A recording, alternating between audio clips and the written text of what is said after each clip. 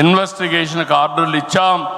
తప్పకుండా ఒకటే చెప్తున్నా, ఎవరు అవినీతి చేసినా కక్కిచ్చే బాధ్యత ఎన్డీఏ ప్రభుత్వం తీసుకుంటామని మీ అందరికీ విజ్ఞప్తి చేస్తున్నా. అదే మాదిరిగా ఎన్నికల్లో మనల్ని గెలిపించి అవినీతి పాలకుల్ని ప్రజలు తరిమేశారు. అక్రమార్కుల్ని శిక్షించే బాధ్యతలు మనకిచ్చారు. ప్రజా సంపద దోపిడీ చేసిన వారిని, గాడి తప్పిన నాయకుల్ని, అధికారుల్ని ఉపేక్షించే సమస్య లేదు. తప్పు చేసిన వారికి ఆలస్యం కావచ్చేమో కానీ శిక్ష తప్పదని మరొకసారి ఈ సందర్భంగా విజ్ఞప్తి చేస్తున్నా. మనం అధికారం చేపట్టి ఏడాది అయింది.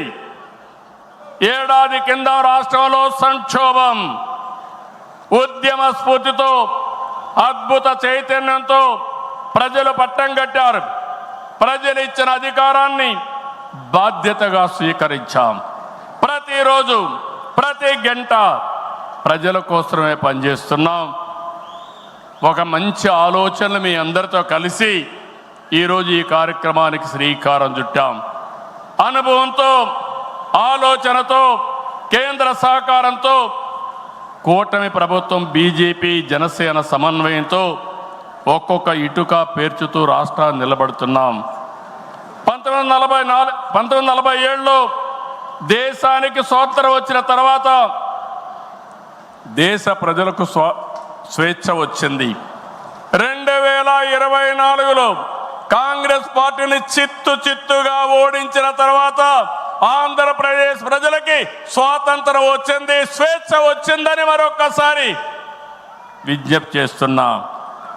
అయితే ఈరోజు మనం ఒక్క విషయం గుర్తుపెట్టుకోవాలి. ప్రజల్లో అశాంతి పోయింది. ఎవరు ఏం చేస్తారో అని అలజడిపోయింది. కూటమి పాలనతో ప్రజలకు స్వేచ్ఛ వచ్చింది. నేడు ప్రతి ఒక్కరు కూడా భద్రతతో, భరోసాతో బతికే పరిస్థితి వచ్చింది. ఎన్నికల ఫలితాలతో చీకటి తొలగిపోయింది. భవిష్యత్తు పైన ఆశలు పెరిగాయి, ఆస్పిరేషన్స్ పెరిగాయి. మన కోట్లిచ్చి గెలిపించారు. తిరిగి వారి జీవితాలు బాగు చేస్తామని మన మీద ఆశలు పెట్టుకునే పరిస్థితికి వచ్చారు. అందుకనే మీరు ఒక్కసారి చూస్తే రోడ్లు, మౌలిక సదుపాయాలు, వ్యాపారాలు, పెట్టుబడులు, ఉపాధి, ఉద్యోగాలు, నోటిఫికేషన్తో అనేక కార్యక్రమాలకు శ్రీకారం చుట్టాం. 64 లక్షల మందికి 4,000, 6,000, 10,000, 15,000 రూపాయలు పింఛనిచ్చే ఏకైక రాష్ట్రం భారతదేశంలో ఆంధ్రప్రదేశ్ రాష్ట్రం. ఏటా 33,000 కోట్ల రూపాయలు నేరుగా పేదల సేవలో మొదటి తారీఖున పేదలకు అందించే ఏకైక పార్టీ తెలుగుదేశం పార్టీ. అన్నా క్యాంటీన్ ద్వారా పేదవాడి ఆకలి తీరుస్తున్నాం.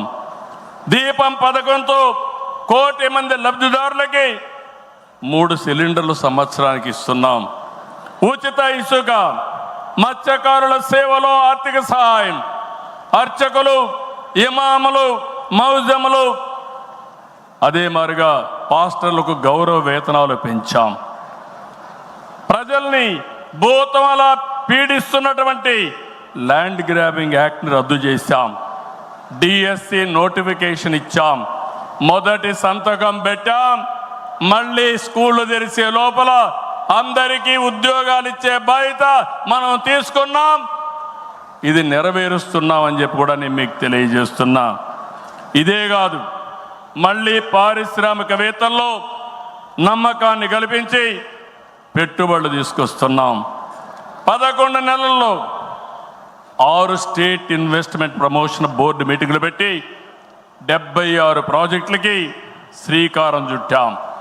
దీనివల్ల 4,95,000 కోట్ల రూపాయలు పెట్టుబడులు వస్తున్నాయి.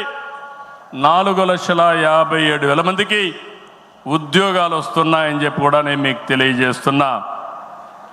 ఇది ఒక పక్కన మీరు చూస్తే, నేను ఒకటే మీ అందరికీ హామీ ఇస్తున్నాను. మీ అందరిని ఇంటింటికి పంపించి మన ఎన్నికల మేనిఫెస్టో విషయాలు చెప్పాం, సూపర్ 6 కూడా చెప్పాం. ఎవరు ఎన్ని మాట్లాడినా, ఎన్ని ఇబ్బందులున్నా ఇవన్నీ నిలబెట్టుకునే బాధ్యత మనదని మరొక్కసారి మీ అందరికీ విజ్ఞప్తి చేస్తున్నా. సమస్యలున్నాయి.